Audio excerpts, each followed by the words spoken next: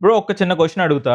మనలో చాలా మంది టెక్కీసే ఉన్నారు. పీసీలు, ల్యాప్‌టాప్‌లు, చిప్‌లు, మెమరీ కార్డ్‌లు ఇదే కదా! లాస్ట్ టైమ్ మీరొక స్టోరేజ్ డివైస్ కొన్నప్పుడు ఒక ర్యామ్ కొన్నప్పుడు ఎక్కువెందుకు జస్ట్ బేసిక్ మెమరీతో వెళ్ళిపోదాం అని అనుకున్నారా? ఇప్పుడు అమెజాన్ ఓపెన్ చేసి చూస్తే అప్పుడు బేసిక్ ఉన్నవే ఇప్పుడు ప్రీమియం కాస్ట్‌లయిపోయాయి. మనందరికీ కూడా కామన్‌గా వచ్చే డౌట్ ఒకటైతే ఉంది. టెక్నాలజీ బాగా ప్రోగ్రెస్ అవుతుంది కదా! డెవలప్ అవుతుంది కదా! మరి కాస్ట్‌లు ఎందుకు పెరుగుతున్నాయి? ఎవ్రీ ఇయర్ తగ్గుకుంటూ రావాలి కదా! అని. బట్ రియాలిటీ ఏంటంటే టెక్నాలజీ చాలా ఫార్వర్డ్ అవుతుంది. ప్రైసెస్ ఇంకా ఫార్వర్డ్ అవుతున్నాయి. సో ఈ వీడియోలో మనం కామ్‌గా ఎమోషన్ లేకుండా లాజిక్ అండ్ రీజన్స్‌తో ఎందుకు ఎలక్ట్రానిక్స్ కాస్ట్‌లు పెరిగిపోతున్నాయో స్టెప్ బై స్టెప్‌గా చిన్నగా మాట్లాడుకుందాం. ఇది జస్ట్ మెమరీ కార్డ్‌లు, చిప్‌లు, మీ ల్యాప్‌టాప్‌లు, ఫోన్‌లే కాదు. AC, TV, car what ever the electronics you hold మీరు ఎండ్ వరకు గనక చూస్తే మీ ఎలక్ట్రానిక్స్ డెసిషన్ కరెక్ట్‌గా పడుద్ది. So let's start with chip basics. చిన్నగా మొదలు పెడదాం. చిప్ అంటే అందరికి తెలుసు అనుకుంటాం. బట్ చాలా మందికి తెలియకపోవచ్చు. చిప్ అంటే సింపుల్ గా సిలికాన్ మీద ఒక లాక్స్ ఆఫ్ మైక్రోస్కోపిక్ సర్క్యూట్స్ ఉంటాయి. అంటే ఒక చిన్న చిప్ లో క్రోర్స్ ఆఫ్ ట్రాన్సిస్టర్స్ ఉంటాయి. Extreme precision and zero dust environment. ఇక్కడ జీరో డస్ట్ అని ఎందుకన్నానంటే ఈ చిప్ మేకింగ్ లో చిన్న డస్ట్ పార్టికల్ పడినా ఎంటైర్ చిప్ వేస్ట్ అయిపోయినట్టే. సో మన ఫ్లోర్ మీద చిన్న డస్ట్ పార్టికల్ పడితే మాప్ చేస్తే పోద్ది అనుకుంటాం. బట్ ఇక్కడ థౌసండ్స్ ఆఫ్ క్రోర్స్ ఎగిరిపోతాయి. సో ఇప్పుడైతే మీకు చిప్ అంటే ఏంటో తెలుసు. Now let's talk about chip factory. ఒక్క చిప్ ఫ్యాక్టరీ పెట్టాలంటే మినిమం 5 to 10 ఇయర్స్ టైం పడుద్ది. బిలియన్స్ ఆఫ్ డాలర్స్ కావాలి. హైలీ స్కిల్డ్ ఇంజనీర్స్ కావాలి. ఇంకా political stability, water, power, logistics ఇవన్నీ కూడా పర్ఫెక్ట్ ఉండాలి. అందుకే మన వరల్డ్ లో చూస్తే చాలా లిమిటెడ్ నెంబర్ ఆఫ్ కంట్రీస్ మాత్రమే చిప్ ని మ్యానుఫ్యాక్చరింగ్ చేస్తున్నాయి. అండ్ మన ఇండియాలో చిప్ మ్యానుఫ్యాక్చరింగ్ జరుగుతుందంటే ఎస్, బట్ చాలా తక్కువ. మనం చిప్ డిజైనింగ్ చేయడం ఎప్పటి నుంచో స్టార్ట్ చేసాం. కోడింగ్ కూడా ఎప్పుడో స్టార్ట్ అయింది. అండ్ ఆర్కిటెక్చర్ ఎప్పుడో బిల్డ్ చేసుకున్నాం. బట్ మ్యానుఫ్యాక్చరింగ్ మాత్రం జస్ట్ ఈ మధ్యనే స్టార్ట్ అయింది. మనకి బేసిక్ గా మన ఇండియన్స్ కి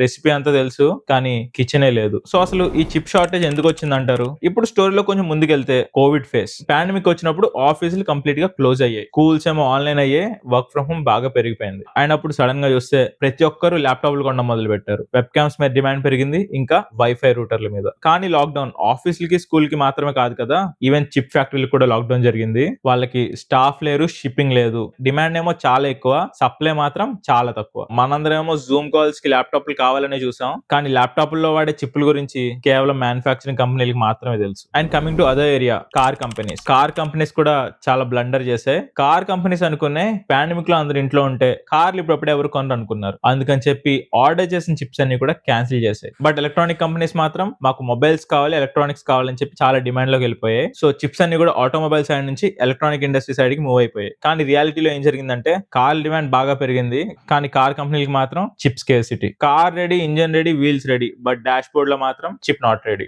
and now here comes the geo politics. Actual chip వారే జరిగింది. ఇప్పుడు భూమి మీద చిప్స్ ఉన్నవాడిదే పవర్ అన్నట్టు. మనకి ఆయిల్ ట్రేడ్ లో ఎంత ఇంపార్టెంటో చిప్స్ కూడా అంత పవర్ఫుల్ అయిపోయాయి. సిలికాన్ కూడా అంత పవర్ఫుల్ అయిపోయింది. అండ్ కంట్రీస్ స్టార్టెడ్ రియలైజింగ్ మనకి డిఫెన్స్ లేని కంట్రీస్ ఎంత వీక్ అనిపిస్తుందో చిప్స్ లేని కంట్రీస్ అంత స్లో అని రియలైజ్ అయ్యాయి. సో కంప్లీట్ గా ఎక్స్పోర్ట్స్ అయితే బ్యాన్ చేశారు. Technology restrictions and supply control. So reality ఎలా ఉందంటే ఫ్యూచర్ లో వార్స్ బాంబ్స్ తో కాదు, బ్యాండ్ విత్ తో జరిగేలాగా ఉంది. సో బ్యాక్ స్టోరీ అంతా విన్నాక ఇప్పుడైతే మనం మెయిన్ పాయింట్ కి వద్దాం. RAM, SSD and hard disk hikes. So ఇప్పుడు ర్యామ్ ప్రైస్లు ఎందుకు పెరిగాయంటే మనకి ఎక్కడ చూసినా ఏఐ సర్వర్లు, క్లౌడ్ కంప్యూటింగ్, ఇంకా డేటా సెంటర్స్. ఒక్క ఏఐ సర్వర్ లో హండ్రెడ్స్ ఆఫ్ జీబీ ర్యామ్ ఉండాలి, ఇంకా మాసివ్ ఎస్ఎస్డి స్టోరేజ్ ఉండాలి. గూగుల్, అమెజాన్ అండ్ మైక్రోసాఫ్ట్ అయితే బల్క్ లో మెమరీని కొనేస్తున్నాయి. మనలాంటి రీటైల్ కస్టమర్స్ మాత్రం చాలా లాస్ట్ ప్రియారిటీ కదా. సో గైస్ మీకు అర్థమైంది కదా, మనం సింపుల్ గా ల్యాప్టాప్ 16 జీబీ 20 జీబీ అని చెప్పి బేరాలు ఆడుతూ ఉంటాం. బట్ పెద్ద పెద్ద కంపెనీలు మాత్రం థౌసండ్స్ ఆఫ్ టెరాబైట్స్ లో షాపింగ్ చేసేస్తున్నాయి. సో ర్యామ్ గురించి అర్థమైంది. అండ్ ఎస్ఎస్డి ప్రైస్ ఎందుకు స్టేబుల్ కాదంటే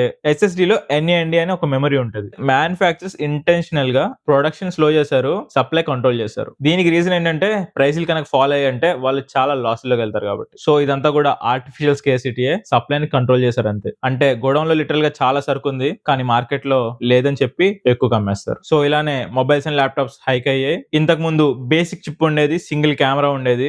ఇప్పుడు multiple cameras, AI processing, 5G modem, image processing chip అని ఎక్స్ట్రా ఫీచర్ కి ఎక్స్ట్రా చిప్ యాడ్ చేసుకుంటూ వచ్చేసారు. కెమెరా కౌంట్లు పెరుగుతున్నాయి, అలాగే ప్రైస్ కూడా పెరిగిపోయింది. సేమ్ ల్యాప్టాప్ కూడా ఇంతకు ముందు సిపియూ ఉండేది, హార్డ్ డిస్క్ ఉండేది, 8 GB ర్యామ్ సెట్. కానీ ఇప్పుడు CPU, GPU, SSD, DDR5 RAM, cooling system, ఇంకా హై రెటినా డిస్ప్లే కూడా. సో అన్ని ప్రీమియం ఉన్నప్పుడు కాస్ట్ కూడా ప్రీమియమే. అండ్ ఇంకో విషయానికి వస్తే వేరే కంట్రీస్ లో ఇవన్నీ తక్కువగా దొరుకుతున్నాయి కదా, కానీ ఇండియాలో రేట్ ఎందుకు ఎక్కువ అని కూడా అనుకుంటాం. మన ఇండియాకి ముందు చెప్పుకున్నట్టు డాలర్ రేట్ ఒక పెద్ద ఇంపాక్ట్ అయితే దాని మీద మనకి ఇంపోర్ట్ కాస్ట్ ఉంటది, జిఎస్టీ ఉంటది, లాజిస్టిక్స్ ఉంటది. దీంతో కాస్ట్లు పెరుగుతాయి. వీటిని రెడ్యూస్ చేయడానికి లోకల్లో కొందామంటే ఏది దొరకదు. అండ్ గైస్ నేనైతే ఒక విషయం క్లియర్ గా చెప్తా, ఎలక్ట్రానిక్స్ చీప్ అవ్వవు, ర్యామ్ రేట్లు సడన్ గా ఫాల్ అవ్వవు, కానీ సడన్ హైక్స్ అయితే స్లో అవుతాయి, స్టెబిలిటీ వస్తది. ఎంట్రీ లెవెల్ ప్రొడక్ట్స్ అయితే డెఫినెట్ గా అఫోర్డబుల్ అవుతాయి. సో లగ్జరీ టెక్ ఎప్పుడు కూడా కాస్ట్లీ ఉంది, ఇప్పుడు కాస్ట్లీ ఉంది, తర్వాత కూడా ఇంకా కాస్ట్లీ అయిపోద్ది. టెక్నాలజీ అయితే డెఫినెట్ గా డెమోక్రటైజ్ అవుద్ది, but premium always remains premium. So guys, here's a smart buyer's advice. మీరైతే పానిక్ బై చేయకండి,